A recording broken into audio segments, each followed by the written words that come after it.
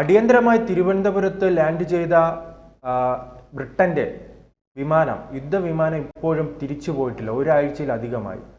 അതിന്റെ പിന്നിൽ എന്തെങ്കിലും രഹസ്യമുണ്ടോ? എൻ്റെ രഹസ്യം ഇതുവരെ കണ്ടുപിടിച്ചിട്ടില്ല. അതാണ് രഹസ്യം. വിമാനത്തിന് എന്താണ് പറ്റിയത് എന്നുള്ളത് ഇതുവരെ കണ്ടുപിടിച്ചിട്ടില്ല.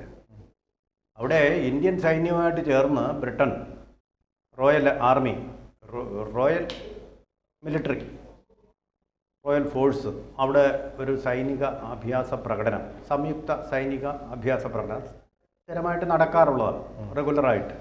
അത്തരം ഒരെണ്ണം നടത്തിക്കൊണ്ടിരിക്കെ പൈലറ്റ് എത്ര വിചാരിച്ചു? അത് കപ്പലുണ്ട് അവിടെ. കപ്പലിൻ്റെ പേര് HMS പ്രിൻസ് ഓഫ് വെയിൽസ്. പ്രധാനപ്പെട്ട കപ്പലാണ്. കാരണം എന്താണ്? പ്രിൻസ് ഓഫ് വെയിൽസ് എന്ന് പറയുന്ന ആളാണ് അടുത്ത രാജാവായിട്ട് വരുന്നത്, ബ്രിട്ടൻ്റെ ഭരണാധികാരിയായിട്ട് വരുന്നത്. പ്രിൻസ് ഓഫ് വെയിൽസ് എന്ന് പറഞ്ഞാൽ നിസ്സാരമല്ല, അടുത്ത രാജകുമാരൻ. In waiting, the king or Queen in waiting ആണ്. അങ്ങനെയാണ് പ്രിൻസ് ഓഫ് വെയിൽസ് എന്നാണ് പറയുന്നത് രാജകുമാരൻ. നമ്മൾ ചാൾസ് രാജകുമാരനെ കുറേ നാൾ വിചാരിച്ചു. അപ്പോൾ അത്രയും ഒരു പേര്, പ്രധാനപ്പെട്ട ഒരു വളരെ VIP ആണ്. പ്രധാനമന്ത്രിയെക്കാളും ഒക്കെ ഉയരെയാണ് അവിടെ ബ്രിട്ടീഷ് ഭരണത്തിൻ്റെ കീഴിൽ. അപ്പോൾ വളരെ വലിയ ഒരു സമുന്നതമായിട്ടുള്ള ബഹുമാനമാണ് അദ്ദേഹത്തിന് ലഭിക്കുന്നത്.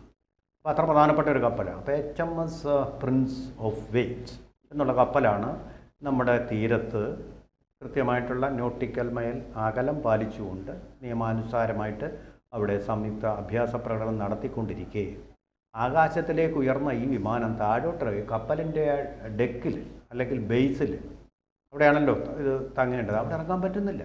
എത്ര ശ്രമിച്ചിട്ടും പറ്റുന്നില്ല. ഇങ്ങനെ ചുറ്റി വന്നപ്പോൾ ഇനി കാലാവസ്ഥയാണോ? കാലാവസ്ഥയുടെ പ്രശ്നമല്ല. അപ്പോൾ നോക്കിയപ്പോഴാണ് പെട്രോളിന്, ഏവിയേഷൻ ഫ്യൂവൽ എന്നാണല്ലോ ഇതിന് പറയുന്നത്, ഫ്യൂവലിൽ അല്പം കുറവുണ്ട്.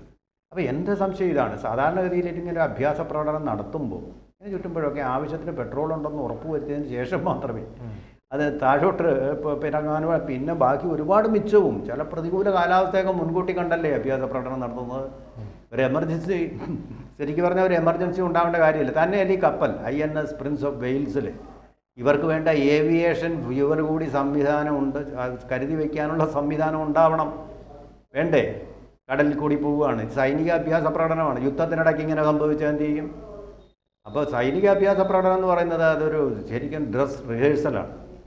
പെട്രോളിൻ്റെ കരുതൽ വേണം, അതില്ലാതെ എന്ത് അഭ്യാസ പ്രകടനം? അപ്പോൾ ഇവിടെ തെറ്റുപറ്റിയിട്ടുണ്ട് അവർക്ക്. ആവശ്യത്തിന് പെട്രോൾ കരുതണം. അല്ല തിരുവനന്തപുരം എയർപോർട്ടിൽ വന്നിട്ട് അണ്ണാ കുറച്ച് പെട്രോൾ വേണമെന്നും പറഞ്ഞിട്ട് നമ്മൾ സാധാരണക്കാർ വഴിയെടുത്തോട്ട് പോകുമ്പോൾ ബൈക്കിലോ കാറിലോ പെട്രോൾ തീർന്നിട്ട് പോയിട്ട് കുപ്പിയും കൊണ്ട് വാങ്ങിച്ചു വരുന്ന പരിപാടി, ഇതെന്തൊരു അഭ്യാസ പ്രകടനമാണ്?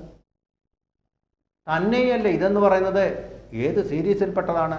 F-35 സീരീസിൽപ്പെട്ടതാണ്. F-35 ആണ് ഇവരുടെ. എവിടുന്ന അതിൻ്റെ സോഴ്സ് എവിടെയാണ്? അമേരിക്ക. അമേരിക്കയുടെ അഭിമാന യുദ്ധവിമാനമാണത് F-35. കഴിഞ്ഞ പ്രാവശ്യം മോദി പോയപ്പോൾ പറഞ്ഞതാണ്, എന്നാ ഉഗ്രം സാധനമാണിത്, F-35 രണ്ടെണ്ണം കൈ വെച്ചോ, നല്ലതാണ്, ഉപകരിക്കും പാകിസ്ഥാനെതിരെ. ഇത് കഴിഞ്ഞ് അഫ്സൈൻ മുനീർ അങ്ങോട്ട് ചെല്ലുമ്പോൾ അയാളോടെയും പറയും, ഇതാ വാങ്ങിച്ചോ, നിങ്ങളുടെ മോദി അത് വാങ്ങിച്ചു വെച്ചിട്ട് രണ്ടാം. ഇതാണ് അവരുടെ കച്ചവടം, ട്രംപിൻ്റെ കച്ചവടം, ഇതാണ് പരിപാടി. ഇത് ഒരു പിന്നെ സുരക്ഷയ്ക്ക് ഇതിരിക്കട്ടെ എന്ന് പറഞ്ഞിട്ട് രണ്ടുപേരെയും കൂടെ തമ്മിലടിപ്പിക്കാൻ വേണ്ടിയിട്ട് ഇതാണ് അയാളുടെ പരിപാടി, കച്ചവടം.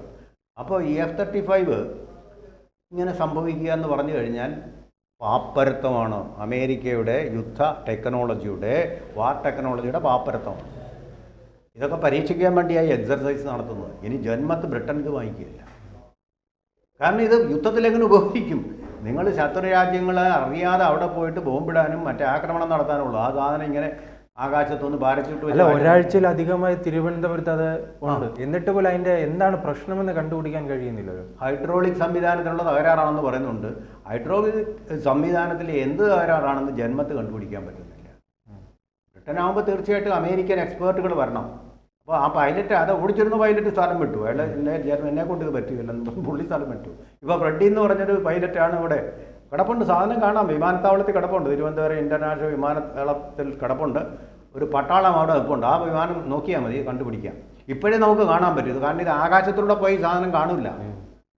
സൂപ്പർ സോണിക് വേഗത്തിലാണ് പോകുന്നത്. ഒരു എരപ്പ് മാത്രം കേൾക്കാം. എരപ്പ് തന്നെ കേൾക്കുകയില്ല, എരപ്പ്. കാരണം ശബ്ദാതിഥി വേഗമുള്ളതിൻ്റെ എരപ്പും കേൾക്കില്ല. ഇപ്പോൾ വവ്വാൽ എടുക്കുന്ന ഫ്രീക്വൻസി, ഹൈ ഫ്രീക്വൻസി സൗണ്ട് ഉണ്ട്, നമുക്ക് കേൾക്കാൻ പറ്റുമോ? വവ്വാലിന് മാത്രമേ ഇത് കേൾക്കാൻ പറ്റൂ. ആ ശബ്ദം പുറപ്പെടുവിക്കുന്നത് നേരെ ഒബ്ജക്റ്റിൽ ചെന്ന് അവിടെ ഒബ്ജക്റ്റ് ഉണ്ട്, അതിലൂടെ പറക്കരുത്, നിൻ്റെ തല പൊട്ടിപ്പോവും എന്ന് അതിനെ വാൺ ചെയ്യുന്ന ആ ഫ്രീക്വൻസി തിരിച്ചിങ്ങോട്ട് വരുമ്പോഴാണ് ശബ്ദം അതിന് നമുക്ക് കേൾക്കാൻ പറ്റില്ല എന്ന് പറയുന്നത്. നരിച്ചീറിൻ്റെ ആണെങ്കിൽ നമുക്ക് ശബ്ദം കേൾക്കാൻ പറ്റും, അതിലും കുറഞ്ഞ ഫ്രീക്വൻസി ആയതുകൊണ്ട്. അപ്പോൾ ഇങ്ങനൊരു സാധനം എന്താണ് കുഴപ്പമെന്ന് ഒരാഴ്ചയായിട്ട് കണ്ടുപിടിക്കാൻ പറ്റുന്നില്ല.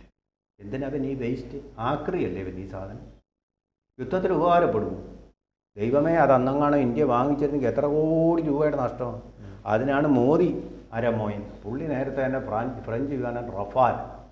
അപ്പോൾ ഇത് കരുത്തുള്ള വിമാനം, അങ്ങനെ ഇങ്ങനൊന്നും പാകിസ്ഥാനോ ചൈനയ്ക്കോ തകർക്കാൻ പറ്റത്തില്ലെന്ന് കണ്ടുകൊണ്ടാണ് അന്ന് തൊട്ട് രാഹുൽ ഒരേ നിർബന്ധം, ഇത് മാറ്റിയിട്ട് F-35 വാങ്ങിക്കാൻ പറയുന്നത് മോദിയോട്. ഇത് മാറ്റും, ഇതിനോട് പറ്റുകയല്ല, പാകിസ്ഥാൻ ഇതിനോട് പിടിച്ചിരിക്കാൻ പറ്റില്ല, ചൈനയ്ക്കും ഇതിനോട് പിടിച്ചിരിക്കാൻ പറ്റില്ല. ഇതാണ് മോൻ്റെ കരച്ചിൽ. അന്ന് തൊട്ട് പപ്പു കിടന്ന കരച്ചിലൂടെ കരച്ചില്ല. അതാണ് ഈ റഫാൽ എന്നും പറഞ്ഞ് അദ്ദേഹം ഇങ്ങനെ കൂടി പാർലമെൻറ്റ് ബഹളം, നാട് നീള ബഹളം, അമേരിക്ക പിന്നെ സുപ്രീം കോടതി പോയി കേട്ടു. സുപ്രീം കോടതി മര്യാദയ്ക്ക് അവിടെ ഇരുന്നു, ഇതിന് യാതൊരു കുഴപ്പമില്ല, എൻ്റെ പണി നോക്കി അവിടെ ഇരുന്നു എന്ന് പറഞ്ഞ് അവിടെ ഇരുത്തി. അങ്ങനെ ആണ് നമ്മൾ രക്ഷപ്പെട്ടത് ഈ യുദ്ധത്തിൽ. ഈ F-35 എങ്ങാണോ ആയിരുന്നെങ്കിൽ പാകിസ്ഥാൻ അടിച്ച് നിരപ്പാക്കി പോയിരുന്നു നമ്മുടെ. മനസ്സിലായി? ട്രംപ് പറഞ്ഞ് നമ്മൾ കേട്ടിരുന്നു. അങ്ങനെ ഒരു മനുഷ്യനാണ് ഈ ട്രംപ്. എന്തായാലും ഇത് വളരെ ഇപ്പോൾ ഈ ശ്രീജിത്തെ ഇപ്പോൾ ഈ വിമാനങ്ങളുടെ കഷ്ടകാലം. അഹമ്മദാബാദിൽ നിന്ന് പോയ ബോയിങ് ഡ്രീം ലൈനർ കച്ചവടം കഴിഞ്ഞു. അതിൻ്റെ എന്താണ് സംഭവിച്ചത്? നമ്മളിപ്പോൾ ഇതിൻ്റെ കാര്യം പറയുന്നത് ഇതിൻ്റെ ഹൈഡ്രോളിക് സംവിധാനമാണെന്ന് കണ്ടിട്ടുണ്ട്. പക്ഷേ ഇതിനെങ്ങനെ സംഭവിച്ചു എന്ന് ആർക്കും ഒരു എത്തുപിടിയും കിട്ടിയിട്ടില്ല. പക്ഷി വന്നിടിച്ചാണെങ്കിൽ ഒരു എഞ്ചിനെങ്കിലും പ്രവർത്തിക്കുമല്ലോ. അത് സംഭവിച്ചിട്ട് 2 എഞ്ചിനും കൂടെ ഒരേ സമയം നിശ്ചലമായി പോയി. പിന്നെ എന്താ സംഭവിച്ചത്? അബദ്ധം എന്താണ് സംഭവിച്ചത്? ആർക്കും ഒരു പിടി ഇന്ന് വരെ കിട്ടിയിട്ടില്ല. ഒരു കാര്യം അറിയാവുന്ന, അതിൻ്റെ ഈ ടയർ എന്ന് പറയുന്ന സാധനം ഉണ്ടല്ലോ, വീൽസ്, അത് മടങ്ങി അകത്തേക്ക് കയറണം. പക്ഷി ഇങ്ങനെ ചിറവുകൾ ഇങ്ങനെ മടക്കി കാലിനടിയിലേക്ക് വെക്കുന്ന പോലെ. ആ ഒരു സംഭവം നടന്നിട്ടില്ല. അങ്ങനെയാണ് കത്തിപ്പോയെന്ന് പറയുന്നു. അത് ഏത് ഹൈഡ്രോളിക്കാണോ മറ്റേത് സംവിധാനത്തിനാണ് കുഴപ്പമെന്ന് അറിയത്തില്ല. ഈ ബോയിങ് എന്ന സീരീസിൽപ്പെട്ട വിമാനമാണ്. ബോയിങ് ആരുടെയാണ്? ബോയിങ് നിർമ്മിക്കുന്ന ആരെ? അമേരിക്കയാണ്, അമേരിക്കൻ കമ്പനിയാണ്. ആ ബോയിങ് എല്ലാം ഇപ്പോൾ കണ്ടോ, ഡ്രീം ലൈനർ മുഴുവൻ പ്രശ്നങ്ങൾ. അപ്പോൾ നേരത്തെ എവിടെയോ ചൂണ്ടിക്കാണിക്കപ്പെട്ടത് ബോയിങ് പ്രശ്നമുണ്ട് എന്ന് പറഞ്ഞിട്ട് ഇതെല്ലാം തിരിച്ചു വിളിക്കണമെന്ന് പറഞ്ഞിരുന്നു. തിരിച്ചു വിളിച്ചില്ല. ലോകമെമ്പാടും ഓടുന്ന ബോയിങ് എല്ലാം തിരിച്ച് ലാൻഡ് ചെയ്യുകയാണ് സാങ്കേതിക തകരാറുകൾ മൂലം. ഇപ്പോൾ ഇതുകൂടാതെ ഇതിൻ്റെ കൂടെ പിന്നെ ഇടി വെട്ടിയവൻ്റെ തലയെ പാമ്പ് കടിച്ചെന്ന് പറയുന്ന പോലെ ബോംബ് ഭീഷണികൾ. കഴിഞ്ഞ ദിവസം കൊച്ചിയിൽ നിന്ന് പോയ ഇൻഡിഗോ വിമാനം, അത് ഇതിൽപ്പെട്ടതൊന്നുമല്ല, ഡ്രീം ലൈനറും അല്ല, ബോയിങ്ങും അല്ല. ആ വിമാനം ഇന്നലെ രാവിലെ 9:15 കൊച്ചി വിമാനത്താവളത്തിൽ നിന്ന് പുറപ്പെട്ട വിമാനം ബോംബ് ഭീഷണി. ഇതിനിടയ്ക്ക് ഈ പുര കത്തുമ്പോൾ വാഴ വെട്ടുക എന്ന് പറയുന്ന രീതിയിൽ ആൾക്കാരിങ്ങനെ വ്യാജ സന്ദേശങ്ങൾ അയച്ചുകൊണ്ടിരിക്കും ഓരോരുത്തരുടെ ആദ്യകൂട്ട്. അത് അടിയന്തരമായിട്ട് നാഗ്പൂരിലിറക്കി. മസ്കറ്റിൽ നിന്ന് കൊച്ചിയിലെത്തിയ വിമാനമായിരുന്നു അത്. ആ വിമാനം അങ്ങനെ അടിയന്തരമായിട്ട് ലാൻഡ് ചെയ്ത് യാത്രക്കാരുടെ കാര്യം കട്ടപ്പുക ഇങ്ങനെയായിട്ട് തീർന്നിട്ടുണ്ട്. ഇതിൻ്റെ സിയാലിൻ്റെ ഇമെയിൽ, കൊച്ചി വിമാനത്താവളത്തിൻ്റെ ഇമെയിൽ ഐഡിയിലേക്കാണ് സന്ദേശം വന്നിട്ടുള്ളത്. അത് ഉടൻ തന്നെ അധികൃതരെ അറിയിക്കുക. അതുകൊണ്ട് ആർക്കും ഒരു അബദ്ധം ഉണ്ടായിട്ടില്ല ലാൻഡ് ചെയ്ത്. കാരണം ബോംബുണ്ടെന്ന് പറഞ്ഞാൽ വിശ്വസിച്ച് പോകാൻ പറ്റുമോ? വിമാനം 157 യാത്രക്കാരാണ് ഉണ്ടായത്. പിന്നെ അത് ഡൽഹിയിലേക്കായിരുന്നു പോയിരുന്നത്. അത് സുരക്ഷിതമായിട്ട് ലാൻഡ് ചെയ്തിട്ടില്ല. അപ്പോൾ വിമാനം ഇപ്പോൾ ആകാശത്തിലാകെ പ്രശ്നങ്ങളാണ്. വിമാനയാത്ര എന്ന് പറയുന്ന ഒരു ഭീഷണിയായിട്ട് വന്നിരിക്കും.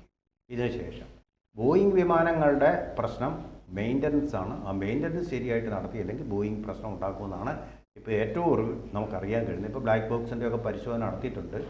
എന്തായാലും ശരി, ഈ F-30 എന്ന് പറയുന്ന F-35 ബോയിങ് ഒന്നുമല്ല. അവിടെ എന്തോ അമേരിക്കയിൽ ഉണ്ടാക്കുന്ന സാധനങ്ങൾക്കെല്ലാം കുഴപ്പം ഉണ്ടാകുമെന്നാണ്.